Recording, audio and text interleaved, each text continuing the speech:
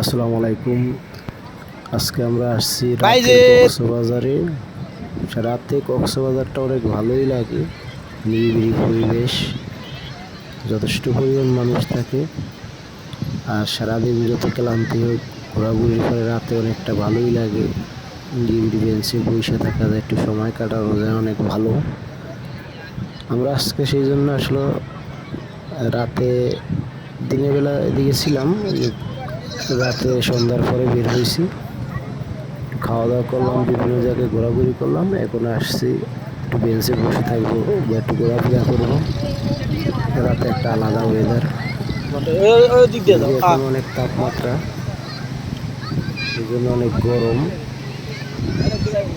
তারপরে অনেক ভালো লাগে আর রাতের নিরিবিলি পরিবেশ। হ্যাঁ, একটু সুন্দরভাবে বসে থাকা যায়, সাগরের দিকে তাকিয়ে থাকা মানে অনেক সান্ত্বনা দেয়, দুনিয়ার সব কষ্ট দূর হয়ে যাওয়ার মতো একটা জায়গা। কিন্তু গরম বাতাস আইছে, দেখছেন?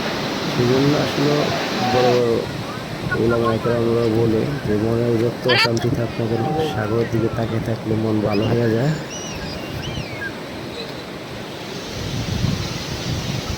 কত সুন্দর লাইটিং,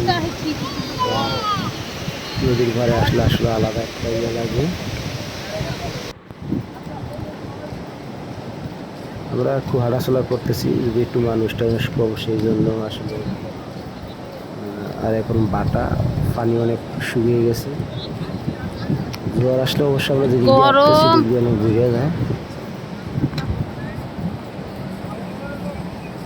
বাড়া পড়ছে, পানি এদিক দিয়ে শুকানো আছে। বর্ষা ওঠে, আন্নেরটা ওঠে না।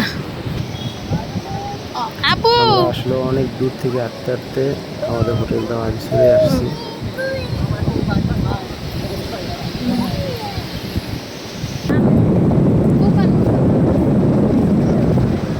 এদিক দিয়ে আসলে বসার বেঞ্চ নাই, আবার সামনে কিছু জায়গায় বসার বেঞ্চ আছে।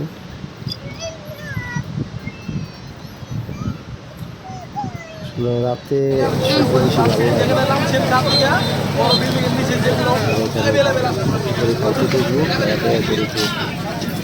সবাই ভালো থাকবেন, পাশে থাকবেন ও পেজটা ফলো করবেন। আসসালামু আলাইকুম। ওই জায়গাটায়